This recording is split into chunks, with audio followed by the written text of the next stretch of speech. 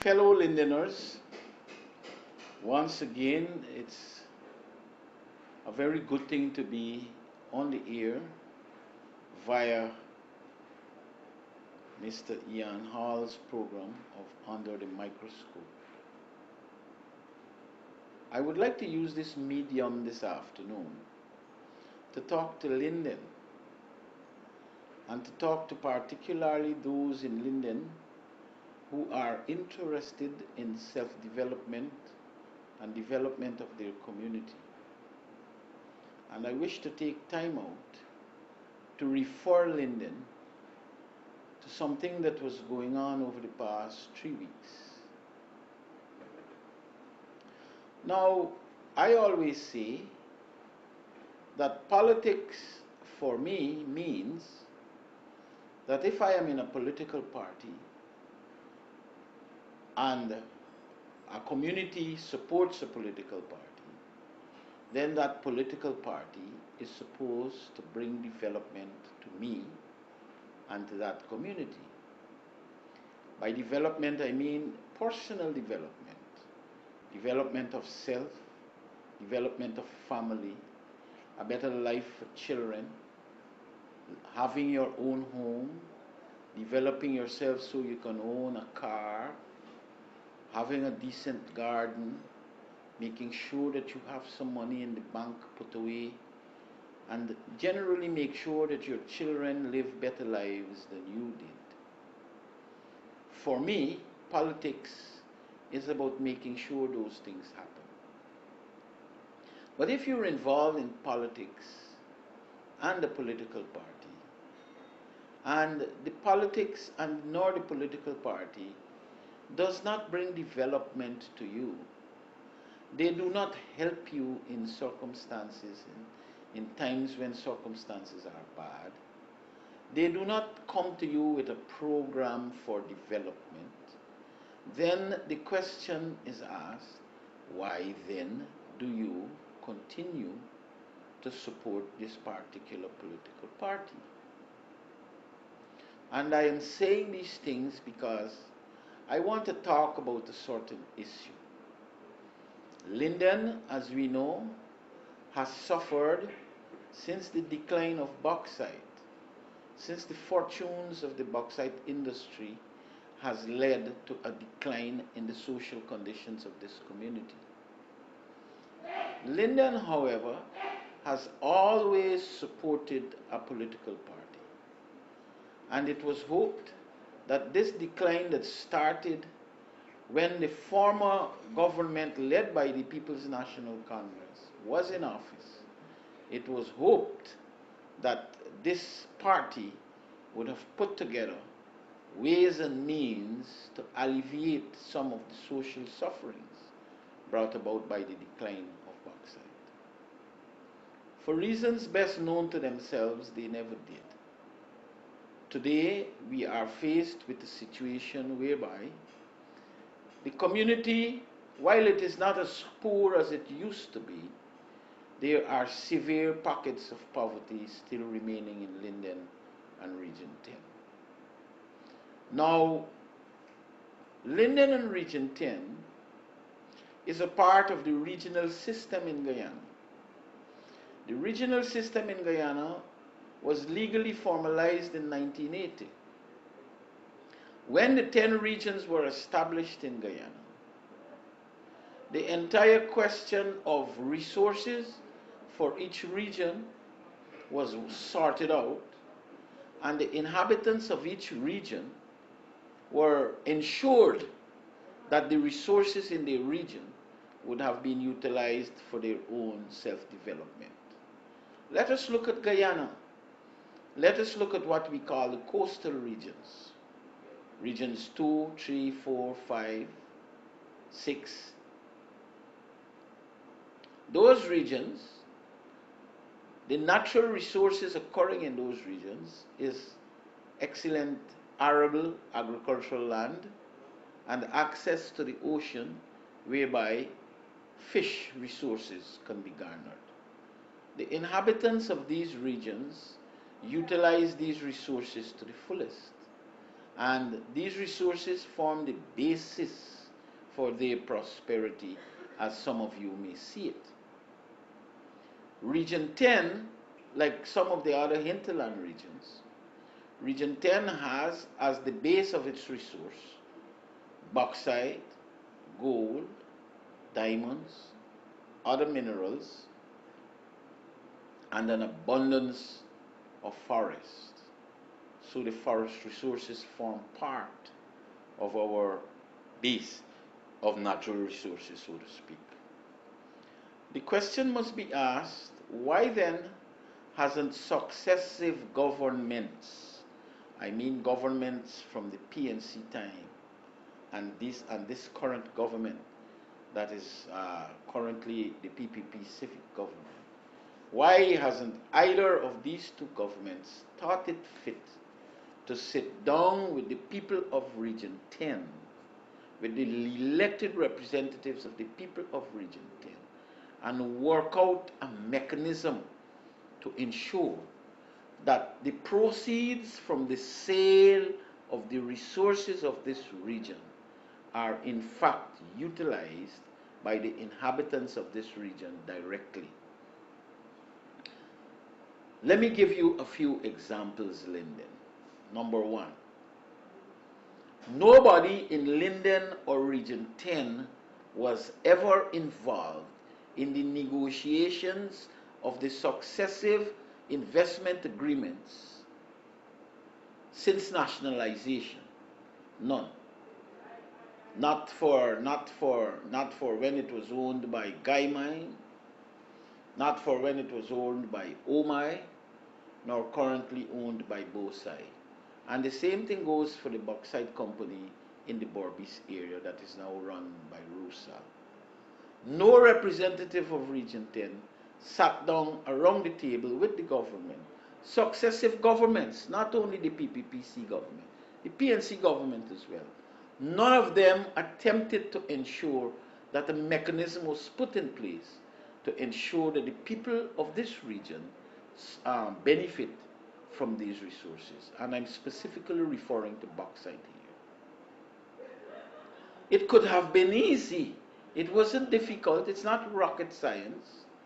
Inherent in the agreement for payment of royalties and income taxes could have been stipulated that a bauxite development fund of $2 per ton of production could have been allocated and set aside as a special developmental fund for Region 10 and to be utilized by the elected representatives of Region 10, referring to the region as well as the municipality in Linden and the neighborhood democratic councils and the Amerindian communities in Region 10. That may not have amounted to plenty, because if we ship out 2 million tons of bauxite, we're talking about $4 million US.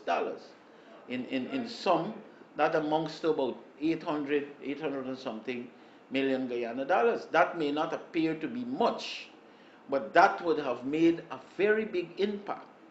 It is not too late for that to happen.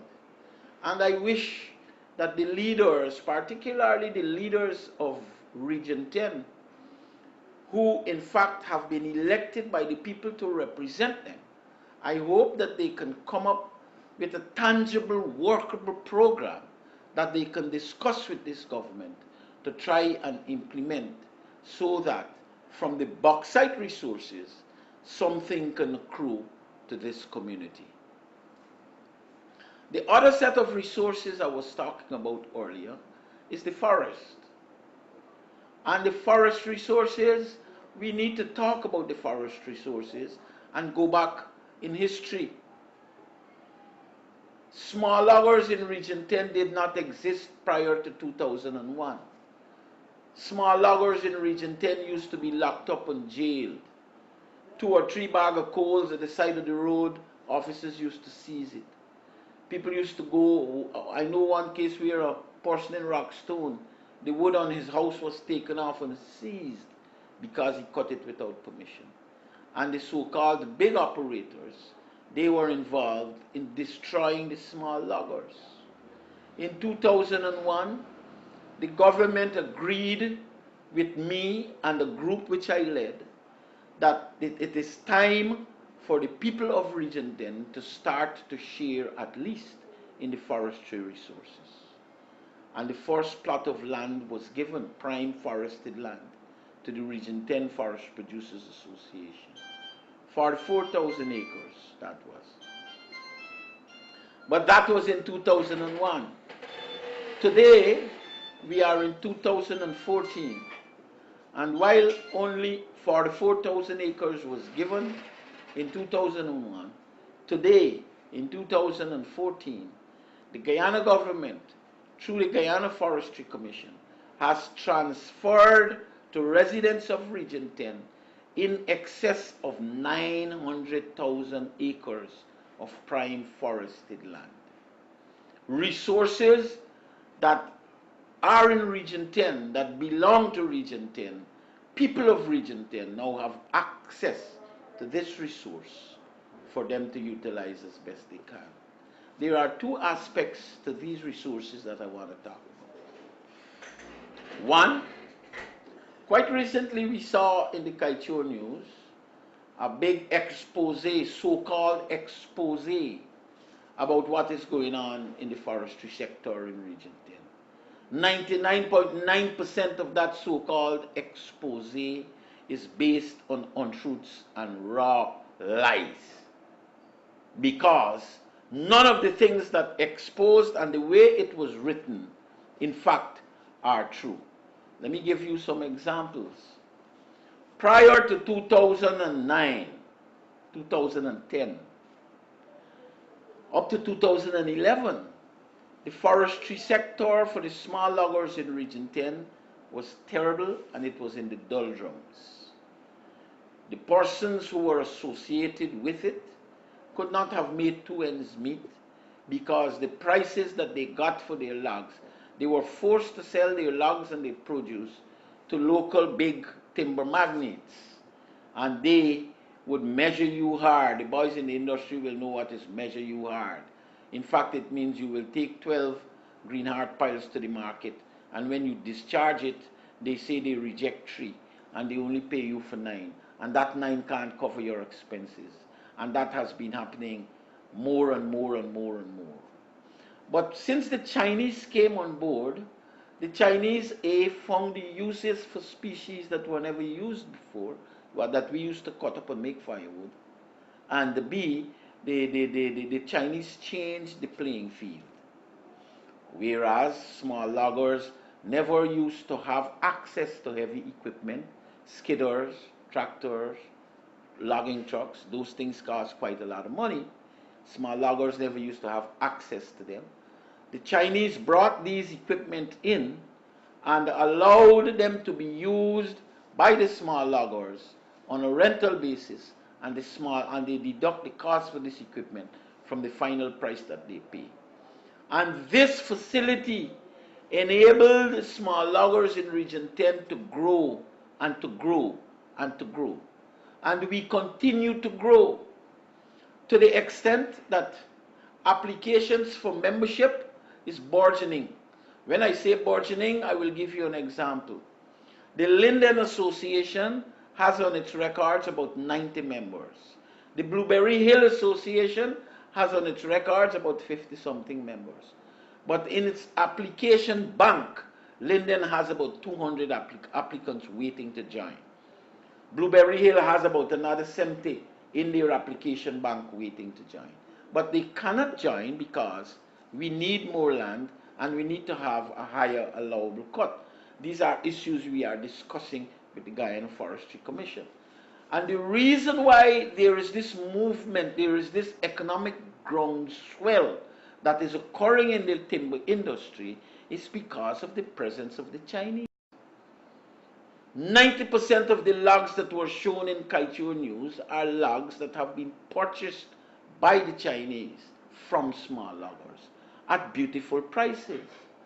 And what this public country temps between Forestry Commission and Linden has done, it has produced the circumstances where the small loggers will now be able to garner better prices for their produce.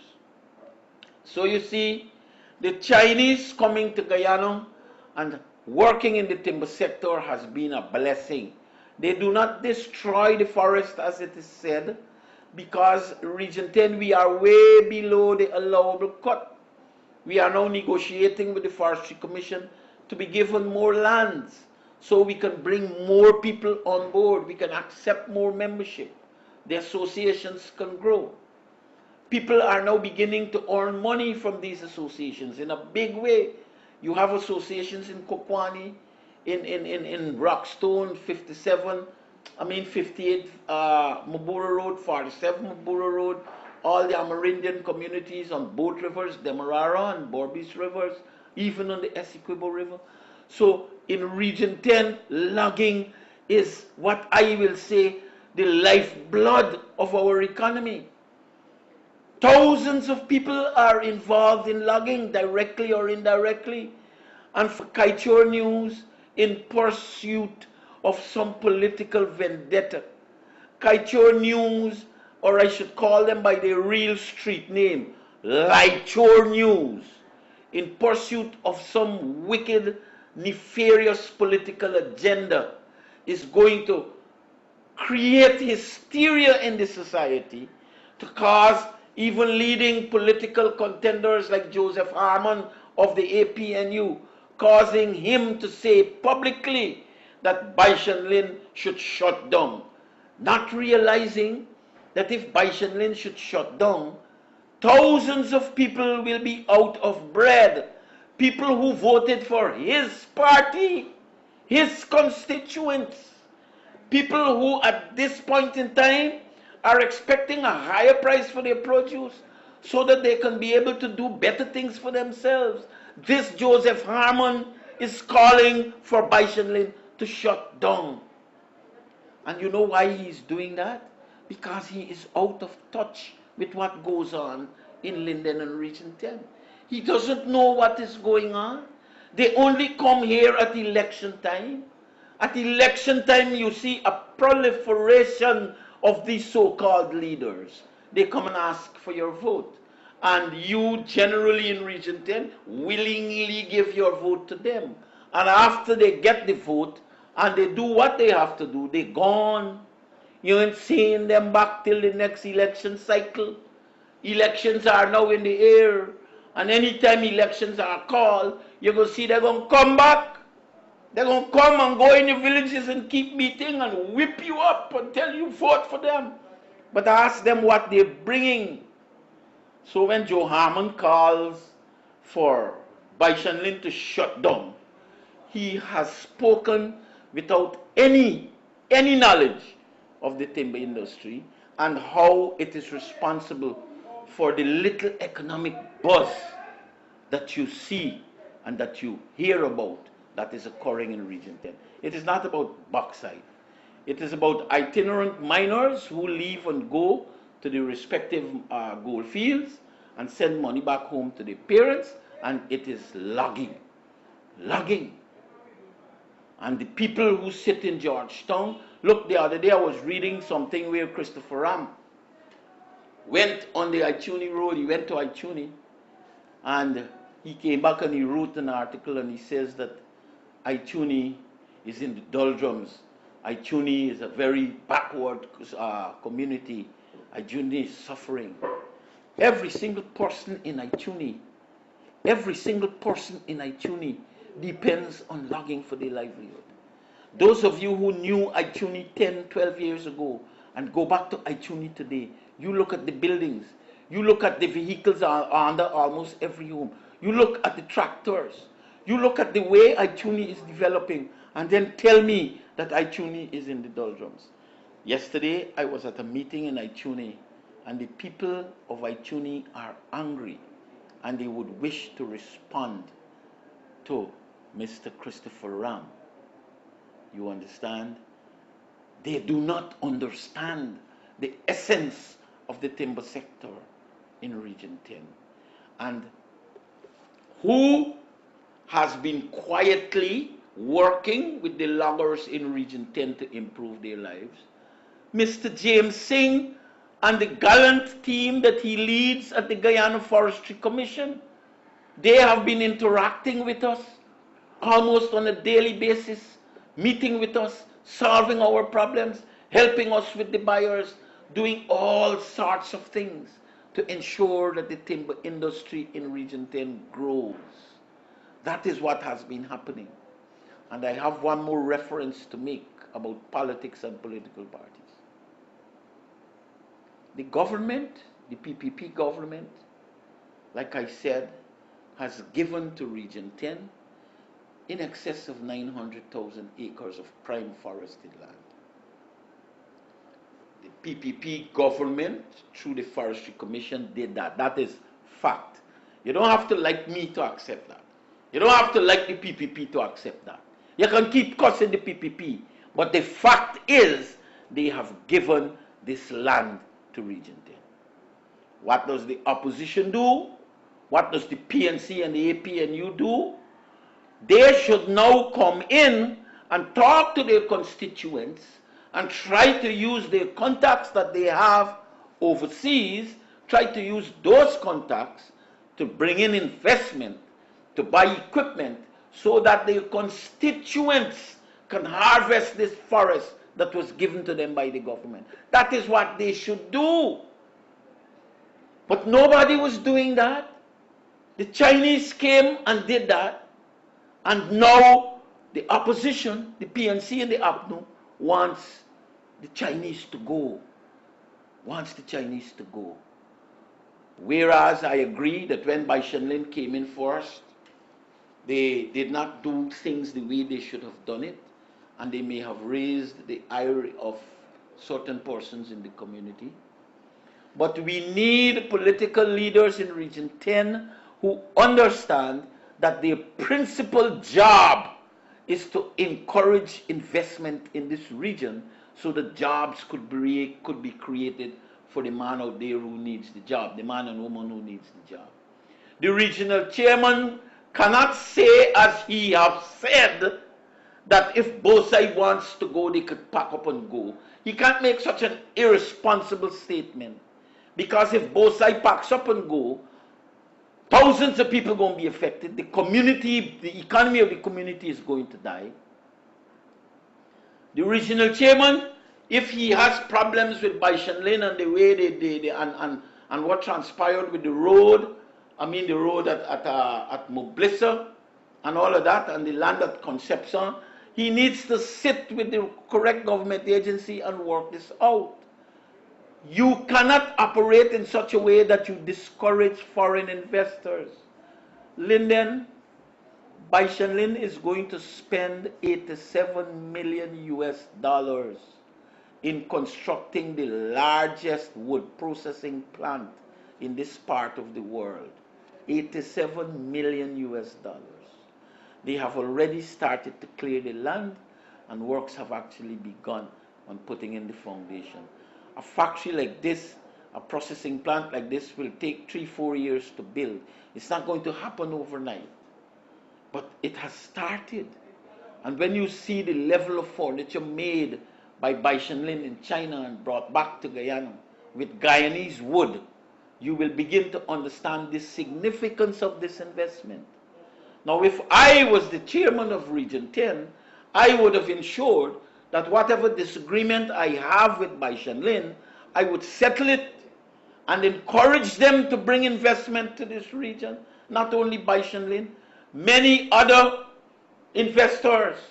My principal job will be to build a bridge and to create the conditions where investors will feel welcome and safe in Region 10. The specter of burning buildings, the specter of trucks being set on fire and overturned, the specter of people running and throwing broken bricks and all kinds of things into glass windows and attacking people. That is not grounds for investment. That does not create the condition for investment. You need to work with people who can invest and expand the basis of this community. This community is about the richest community in Guyana. It is about the richest community in Guyana. Why can't we have leaders who understand business and who understand that we can develop this community? Why should we always be on a course where we're angry with somebody, we're angry with the government, we are in perpetual anger? That is how we live our lives. We vex with the PPP rather than focus on how we can develop ourselves, what we can do. And this must come from the regional leadership. This is where this must come from.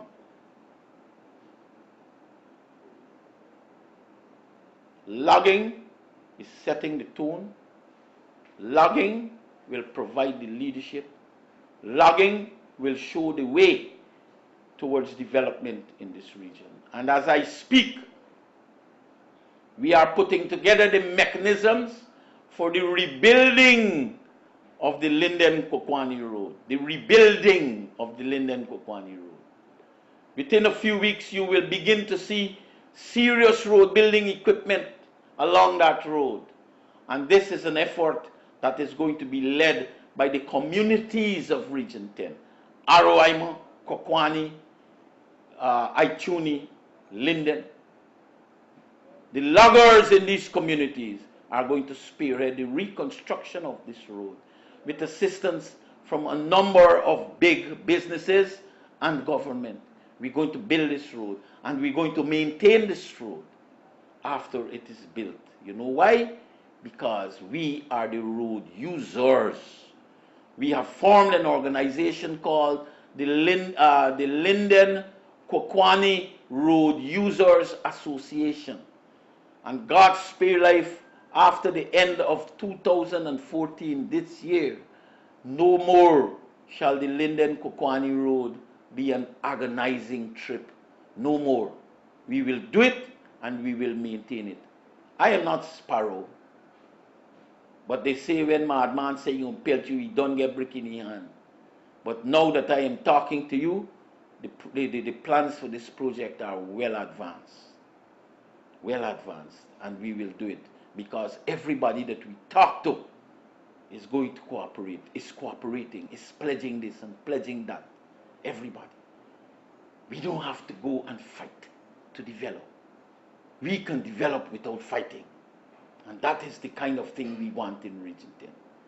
So Linden, you may not have properly understood what was transpiring when you saw all these things in the Kaichur news.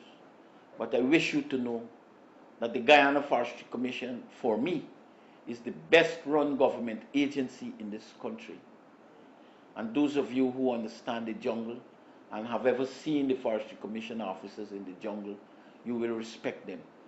Your sympathy and your heart will go out to them. I lived in the jungle for 5 years. It's not an easy place. I understand the jungle. And those who say that cutting down the forest is going to lead to dust bowls, they don't understand logging. Guyana's forests regenerate themselves in between 30 and 60 years. And the way the land is given out in forest, you can only cut a block, and you can't go back to that block in 60 years. And you must understand that for every mature tree standing, there are perhaps 12 or 14 or 20 saplings around that tree, little trees, which spring from the seeds that fall from that big tree. And they are all dying to grow. They are struggling to grow. But because the big tree prevents the sunlight from getting in, they die when they reach a certain size. But when you cut that tree and the sunlight comes in, those little trees spring up and they reach for the sky. And that is the basis of regeneration of our jungle. In Guyana, we don't have to replant jungle, as some people say.